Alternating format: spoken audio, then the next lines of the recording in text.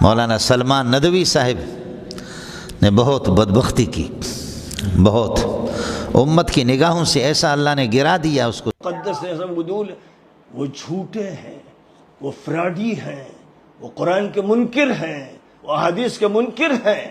دیکھیے حضور کیا فرماتے ہیں، نبی اکرم صلی اللہ علیہ وسلم کیا فرماتے ہیں۔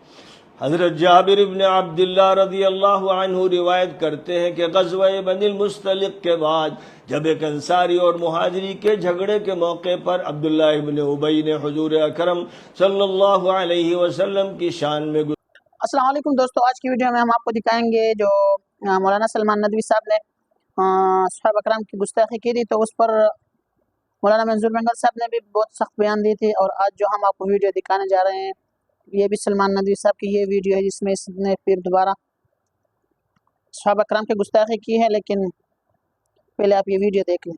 رحمہ اللہ نے نقل کی ہے، حدیث کا نمبر 4905 ہے، اور یہ روایت امام مسلم رحمۃ اللہ علیہ نے اپنی صحیح میں ذکر کی ہے، روایت کا نمبر 6748 ہے۔ حضرت عبداللہ ابن مسعود، حضرت عبداللہ ابن عباس، حضرت ابو ہریرہ، حضرت انس، حضرت ام سلمہ اور دیگر حضرات صحابہ روایت کرتے ہیں۔ خوب سن لیجئے کون روایت کر رہا ہے۔ حضرت عبداللہ ابن مسعود، حضرت عبداللہ ابن عباس، حضرت ابو ہریرہ، حضرت انس، حضرت ام سلمہ اور دیگر حضرات صحابہ روایت کرتے ہیں کہ محشر کے عالم میں میری حوض کوثر پر میرے صحابہ میں سے بہت سے ایسے لوگ حاضر ہوں گے جن کو فرشتے وہاں سے دھکے دے رہے ہوں گے اور حوض پر وہ حاضر نہیں ہونے دیں گے۔ میں انہیں دیکھوں گا اور کہوں گا یہ تو میرے صحابہ ہیں، یہ تو میرے صحابہ ہیں۔ خوب یاد رکھیے، خوب یاد رکھیے، وہ جھوٹے لپاڑی بدماش گنڈے اوباش ناسوی جو اپنی طرف سے جو باتیں چاہتے ہیں وضع کرتے ہیں۔ دیکھیے کیا کہہ رہے ہیں حضور کہ میں انہیں دیکھوں گا اور کہوں گا میرے صحابہ، میرے صحابہ۔ تو فرشتے کہیں گے کہ آپ کو معلوم نہیں کہ انہوں نے آپ کے بعد کیا کام کیے۔ میں کہوں گا تو پھر یہ تف ہو، لعنت ہو ان پر، مجھ سے دور کرو ان کو۔ یہ حدیث کس نے ذکر کی ہے؟ حضرت امام بخاری رحمۃ اللہ علیہ نے یہ حدیث ذکر کی ہے، نمبر ہے 6312، اور امام مسلم نے بھی یہ حدیث ذکر کی ہے، متفق علیہ حدیث ہے، متفق علیہ حدیث ہے، نمبر ہے 2290۔ اس کے بعد بھی سارے صحابہ مقدس ہیں، سب عدول ہیں، بے شرمو، بے حیاؤ، نبی کے منکرو، حدیثوں کے منکرو، جاہلو، احمقو، کچھ تو شرم کرو۔ حضرت زید بن وہب، حضرت حذیفہ اور دیگر حضرات سے منقول ہے کہ حضور اکرم صلی اللہ علیہ وسلم نے اپنے صحابہ میں سے متعدد لوگوں کے نفاق کے بارے میں حضرت حذیفہ کو مطلع کر دیا تھا، لہذا جب ان میں سے کسی کا جنازہ آتا تو حضرت حذیفہ اس کی نماز جنازہ نہیں پڑھتے تھے، صحابی کی نماز جنازہ نہیں پڑھتے تھے، اور حضرت عمر اپنی خلافت کے زمانے میں ان کو یعنی حضرت حذیفہ کو حاضر نہ دیکھ کر خود بھی اس کی نماز نہیں پڑھتے تھے، بقیہ صحابہ اس صحابی کی نماز پڑھتے تھے۔ المطالب العالیہ حافظ ابن حجر کی ہے، جلد نمبر 14 اور صفحہ 702، اور کنز العمال جلد نمبر 13 اور صفحہ 344، اور امام طبری کی تفسیر میں جلد نمبر 11 صفحہ 646۔ ان روایات میں یہ بھی ہے کہ حضرت عمر نے حضرت حذیفہ سے کہا باللہ منہم انا، کیا میں بھی ان میں ہوں؟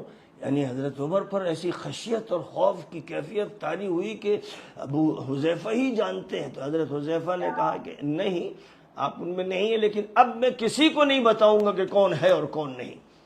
ام المؤمنین حضرت ام سلمہ رضی اللہ تعالی عنہا روایت کرتی ہے کہ رسول اللہ صلی اللہ علیہ وسلم نے فرمایا میرے صحابہ میں وہ بھی ہوں گے جو مجھ سے جدا ہونے کے بعد، اور کہیں یہ ہے کہ مرنے کے بعد نہ مجھے دیکھیں گے نہ میں ان کو دیکھوں گا، یعنی وہ میرا سامنا نہیں کر سکیں گے، دور پھینک دیے جائیں گے۔ حضرت عمر نے بڑی گھبراہٹ سے حضرت ام سلمہ سے پوچھا کہ میں تو ان میں سے نہیں ہوں؟ فرمایا نہیں، لیکن اب میں کسی اور کو نہیں بتاؤں گی۔ یہ حدیث صحیح السند ہے، صحیح المتن و صحیح السند ہے۔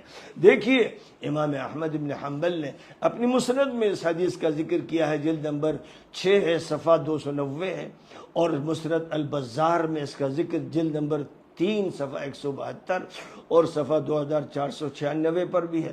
طبرانی نے اس حدیث کا ذکر کیا ہے، جلد 23 ہے، صفحہ 319 394 اور 941، اور اسحاق بن راہوے کی مسند میں بھی یہ حدیث موجود ہے، جلد نمبر 4 صفحہ 215۔ امام ابو یعلا کی مسند میں بھی موجود ہے، جلد نمبر 12 صفحہ 436۔ حضرت مفتی عزیز الرحمن رحمۃ اللہ علیہ دیوبند کے مشہور ولی اللہ فقیر اور فتح دار دیوبند کے اصل یہ کہ بنیاد حضرت مفتی عزیز الرحمن رحمۃ اللہ علیہ بہت ولی اللہ انسان تھے۔ حضرت مفتی صاحب کو یہ اشکال ہو گیا کہ قرآن کہتے کہ لا تزر وازرۃ وزر اخری، کوئی کسی کا بوجھ نہیں اٹھا کے سفارش بھی نہیں ہوگی۔ وَلَيْسَ لِلْإِنسَانِ مَا سَعَىٰ، انسان کو اپنی محنت کام آئے گی، اور حدیثیں کہہ رہی ہے کہ جی حافظ حضرات سفارش کریں گے، من قرأ القرآن فاستظهره فأحل حلاله وحرم حرامه ادخله الله الجنة وشفعه في عشرة من أهل بيته كلهم قد وجبت له النار۔ حافظ صاحب 10 آدمی کی سفارش کرے گا، علماء کریں گے، شہداء کریں گے، حدیثیں تو کہہ رہی سفارش ہوگی، انبیاء سفارش کریں گے، اور یہ قرآن کہہ رہا ہے کہ کوئی کسی کا بوجھ نہیں اٹھا کہ ہر ایک اپنا۔ وَلَيْسَ لِلْإِنسَانِ إِلَّا مَا سَعَىٰ۔ آپ کو مسئلہ سمجھ میں آ گیا؟ چلے گئے حضرت گنگو ہیرم، پوری رات غریب پیدل جاتے جاتے صبح فجر کی نماز میں گنگو پہنچے۔ حضرت گنگوئی فجر کی نماز سے فارغ ہو گئے، فرمانے لگے پیارے میرا یہ اشکال ہے، مرنے سے پہلے مجھے مسئلہ بتا دو۔ حضرت نے فرمایا لَيْسَ لِلْإِنسَانِ إِلَّا مَا سَعَىٰ فِي الْإِيمَانِيَاتِ، ایمانیات کے اندر اگر کوئی بے ایمان ہے اور وہ جہنم میں جا رہا ہے، ایمان کوئی بے ایمان کے لیے کوئی سفارش نہیں کر سکے گا، اور اس کی بے ایمانی کا بوجھ کوئی نہیں اٹھا سکے گا، اس کی بے ایمانی کا بوجھ کوئی بھی نہیں اٹھائے سکے، وہ خود اپنی بے ایمانی، وہ جائے گا جہنم میں۔ اور جو سفارش والی آیتیں اور سفارش والی حدیثیں وہ اس وقت ہے کہ اعمال میں کمزوری ہے، اعمال میں کمزوری، ایمان ہے اس کا، اعمال میں کمزوری ہے تو انبیاء بھی سفارش کریں گے، حافظ بھی، شہداء، مجاہدین، غازی۔ کس کو سمجھ میں آ گیا؟ یہ سمجھتا ہے؟ یہ مسئلہ ہو گیا، اس کا حل ہو گیا۔ دوسرا مسئلہ یہ کہ کوئی کسی کا بوجھ نہیں اٹھائے گا۔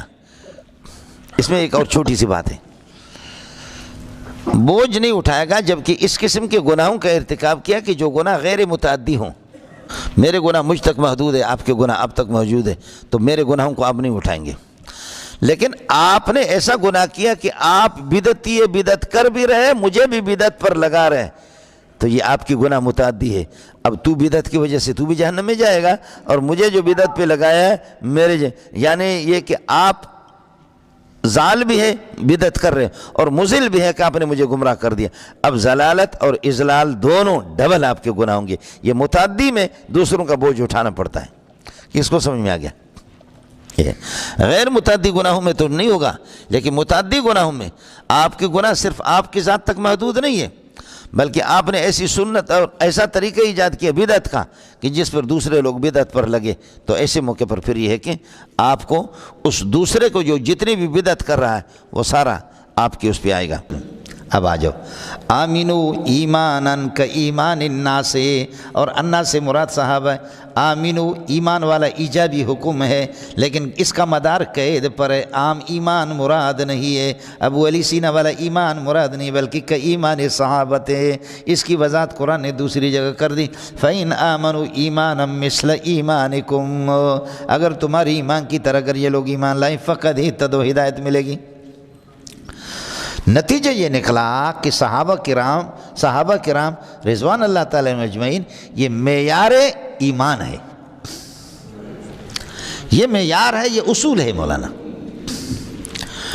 اس لیے حضرت مولانا مودودی صاحب سے ہم استفادہ کرتے ہیں اور بہت سی چیزیں ہیں، لیکن امت نے اس سلسلے میں ان سے کوئی اتفاق نہیں کیا۔ اصل میں مسئلہ کیا ہے؟ اصل میں مسئلہ صحابہ کی دشمنی نہیں ہے، دشمنی ہے قرآن کی ہے، دشمنی رسول اللہ صلی اللہ علیہ وسلم کی ہے۔ یہ قرآن جو ہمیں پہنچا ہے یہ صحابہ سے اور تواتر و طبقہ سے پہنچا ہے، سمجھے؟ مولانا سلمان ندوی صاحب نے بہت بدبختی کی، بہت امت کی نگاہوں سے ایسا اللہ نے گرا دیا، اس کو ذلیل کر دیا کہ لکھنؤ کو، ہمارے اکابرین کو بدنام کر کے اس نے چھوڑ دیا۔ سورہ انفال میں، سورہ توبہ میں صحابہ کو منافق کہا گیا ہے، یہ ان کے الفاظ ہے کہ سورہ انفال میں، سورہ توبہ میں، سورہ انفال میں اور سورہ توبہ میں، سورہ توبہ میں 60 خباثتیں بیان کی ہے، صحابہ کی نہیں بلکہ منافقین کے، سب کو سبحان اللہ۔ صحابی وہ ہے کہ جی ایمان کی حالت میں نبی کو دیکھا اور ایمان کی حالت ہی میں ان کا انتقال ہو چکا، ایمان، اسلام نہیں بلکہ ایمان، اس کے بعد بات ہی ختم ہے۔ بخاری نے خود جلد اول میں یہی تعریف کی، امام بخاری نے خود یہی، جہاں مناقب صحابہ بیان کیا اس میں یہی کی۔ کچھ والا پڑ گیا۔ اور پھر یہ ہے کہ یہ اللہ آپ کو بھلا کرے، اس پر اتفاق ہمارے پاس ہے کیا؟ نہ جبریل میرے گھر میں آیا، نہ کسی اللہ آپ کو دشمنان صحابہ میں سے کسی کے گھر پہ آیا، نہ میں نے محمد کو دیکھا صلی اللہ علیہ وسلم کو، نہ قرآن ان سے حاصل کیا۔ یہ قرآن ہمیں تواتر و طبقہ کے طور پر، جو میں آپ کو بتا چکا ہوں، تواتر الاسناد، تواتر الطبقہ، تواتر التوارث والتعامل، تواتر القدر المشترک، تو یہ تو تواتر الطبقہ کے طور پر، تواتر الاسناد کے طور پر حدیثیں پہنچی ہے، سمجھے؟ جس طریقہ پر دشمنان صحابہ پر رد ہے، اس طرح دشمنان حدیث پر بھی، جو پرویزی جو اپنے آپ کو کہتے۔ مولانا ظفر احمد عثمانی رحمۃ اللہ علیہ، شیخ الاسلام، اعلاء السنن والے، بہت بڑے آدمی ہیں، سبحان اللہ، بہت بڑے آدمی ہیں، لیکن ان کی اولاد مرتد ہو گئی۔ فقہ القرآن جس نے لکھی ہے، اس کے بیٹے نے 8 جلدوں میں، آج کل شاید وہ چھپتی نہیں ہے، اس پر پابندی ہے، تو یہ لوگ منکرین حدیث تھے، منکرین حدیث، اور کہتے ہیں حدیثیں بعد میں آ گئی ہے، اس صحابہ پر اعتماد نہیں ہے۔ تو صحابہ پر وہ آپ یہ کہہ دیں کہ اصحاب رسول اللہ ہم روات الاحادیث الذین ہم روات الحدیث وہم روات القرآن والذین ہم روات القرآن ہم روات الحدیث۔ جو روات القرآن ہے، قرآن کے راوی وہی صحابہ ہے، ادھر معتبر ہے، اور اللہ آپ کا بھلا کریے کہ ادھر صحابہ معتبر نہیں۔ حضرت مولانا مودودی سے بہرحال یہ ہے کہ بہت سنگین خطا ان سے ہوگی، صحابہ کو جس طریقے پر اس نے لتاڑا ہے، اور دشمنان صحابہ وہ تو ویسے بدبخت ہے، ان کو اللہ پاک نے یہ ہے کہ قطعی طور پر، اٹل طور پر اللہ نے ان کو جہنمی بنا دی ہے۔ یہ آیت معیار صحابہ پر۔ وَإِذَا قِيلَ لَهُمْ آمِنُوا كَمَا آمَنَ النَّاسُ قَالُوا أَنُؤْمِنُوا، کیا ہم ایمان لائے ایماناً کایمان السفہاء، بے وقوفوں کی طرف۔ صفی ایک تو معنی الجاہل، سمجھے، اور دوسرا ضعیف الرائے، جو تھوڑے عقل والے، عقل بھی نہ رکھے۔ یہ